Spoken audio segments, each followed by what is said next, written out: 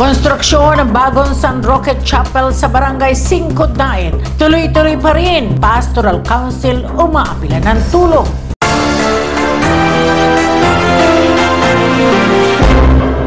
Tuloy-tuloy na ang konstruksyon ng bagong San Roque Chapel sa Barangay 5 sa Bayan ng Daet matapos bawi ng lupa na kinatitirikan ng lumang chapel. Para sa detalye ng balitang yan, narito si Mucha Montenegro. Sa panayam ng CNTV, sinabi ni Henry Sac, coordinator ng Barangay 5 Pastoral Council, na nag-donate ng lupa ang pamilya ng Dolor at pamilya Cutauco kung kaya't nagkaroon sila ng bagong lokasyon kung saan itatayo ang bagong chapel. Maliban dyan, marami rin umano ang mga nagbigay ng cash at mga materyales upang maisakatuparan ang pagkakaroon ng Barangay 5 ng bagong chapel. Ang chapel po natin na luma ay binawi ng may-ari yung lupa at sa pamamagitan po ng tulong-tulong na may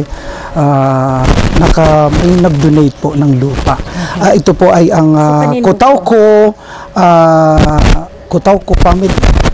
Jerry Cutauco family ang ano po nila, mga 200 square meter po ang i-donate nila at lupa po nila ito. Then ang butihing Delfina Dolor, Mrs. Delfina Dolor, yung Dolor Marketing, nag-donate din po ng 300 square meter binili. Dagdag karagdagan doon sa kaya ang total po nito ay 537 square meter. Oo. Pero nababawasan po 'yan dahil ang NIA ay humihingi po sa atin dahil ang end ng ating lupa ay irrigation at meron daw po silang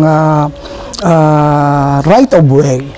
At kaya mababawasan po yun. Kaya ito po yung ating ginagawang ngayon, construction, sa tulong-tulong po ng mga parishioners ng St. Joseph together with ng mga mababait at matulunging taga-barangay 5 at yung mga nasa abroad at higit sa lahat maraming ang ano pong ito, swamp nga ito, swamp. Kaya ang dating dumping, malaking tulong din po ang dating punong barangay po namin na si Peter Musa. Kwento ni Sac, inilaban ng mga taga-barangay 5 ang lumang chapel laban sa mga anak ng may-ari ng lupa, ngunit nauwi umano ito sa mahabang argumento. Dahil dyan, kung kaya't minabuti raw nilang humingi ng tulong na agad namang tinugon ng may mga mabubuting kalooban. Habang hindi pa umano natatapos ang konstruksyon ng bagong chapel, ay pansamantalang idinadaos ang misa sa Pandan Elementary School at sa Barangay Hall na pinamumunuan ni Punong Barangay Agarinyon. Maging ang ibang residente at miyembro ng Pastoral Council ng Pandan ay voluntaryong tumutulong din sa konstruksyon ng San Roque Chapel. Ayon sa kanila, kahit sa kaunting lakas at kakayanan, handa nilang iambag matapos lamang ang ginagawang San Roque Chapel ng kanilang barangay. Kami po ay tuwing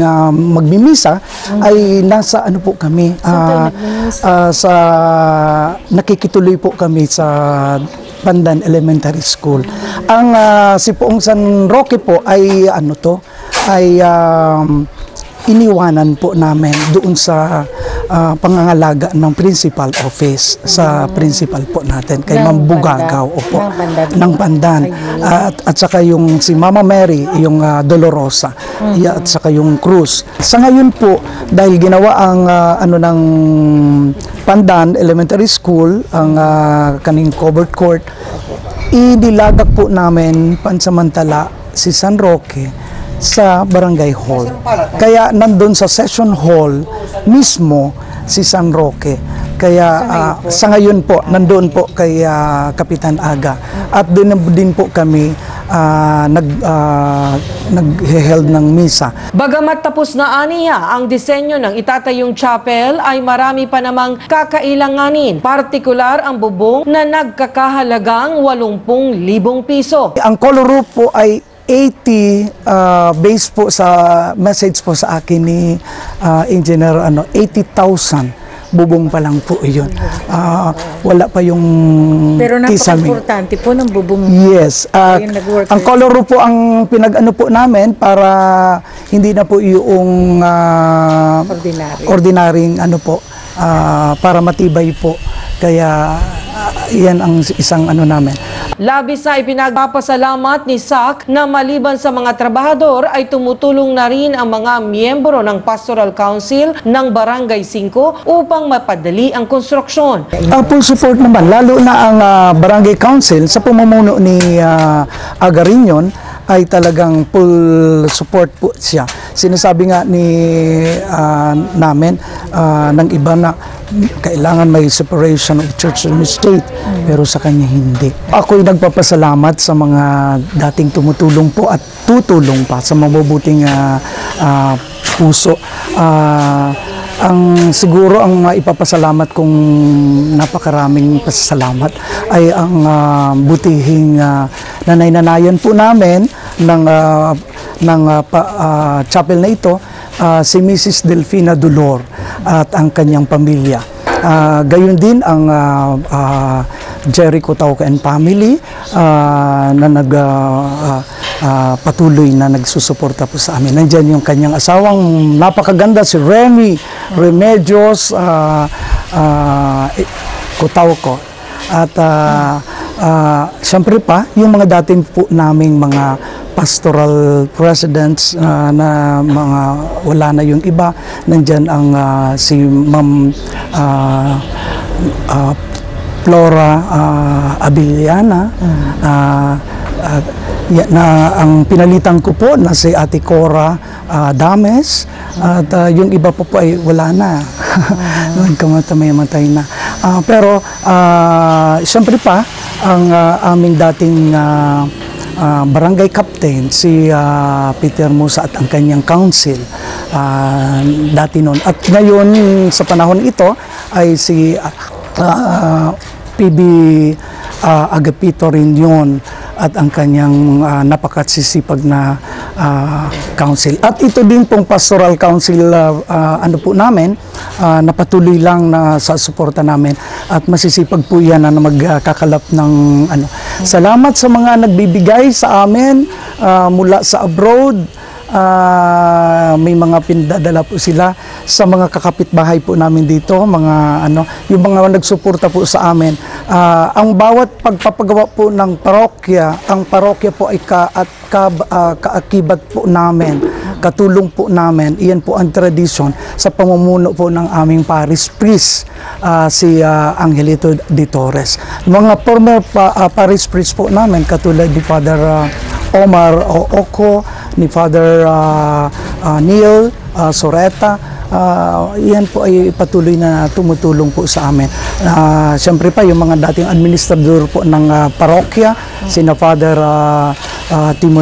Tonet Timoner, sila po yung masigasig po namin sa spirituality na ibinibigay sa amin.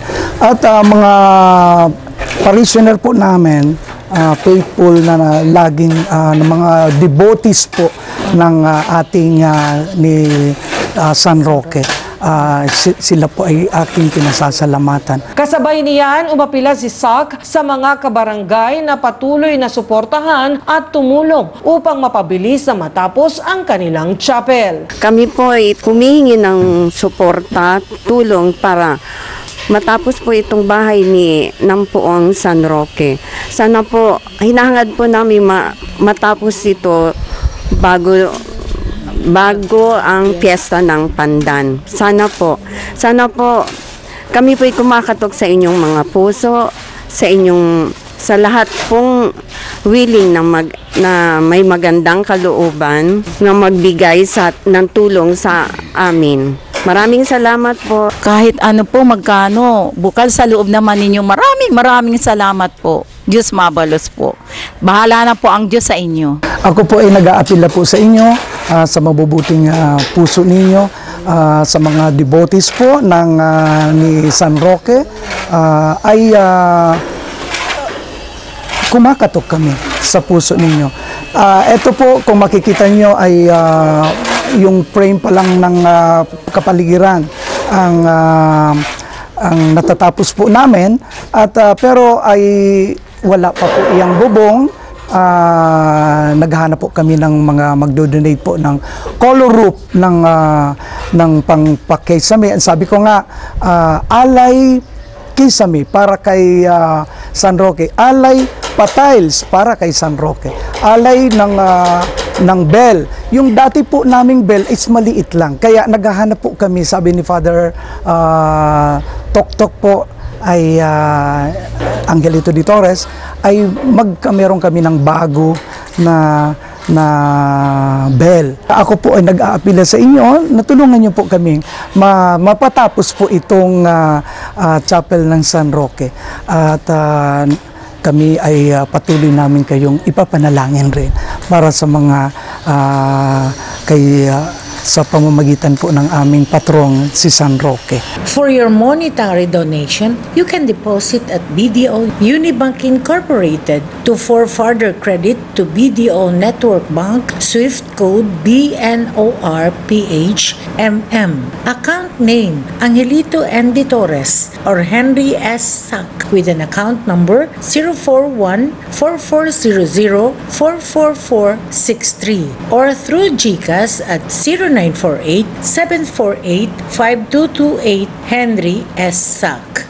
May Saint Joseph and San Roque be your constant protector and guide. We express our gratitude in advance for your support and kindness. Para sa CNTV News, Mutia Montenegro.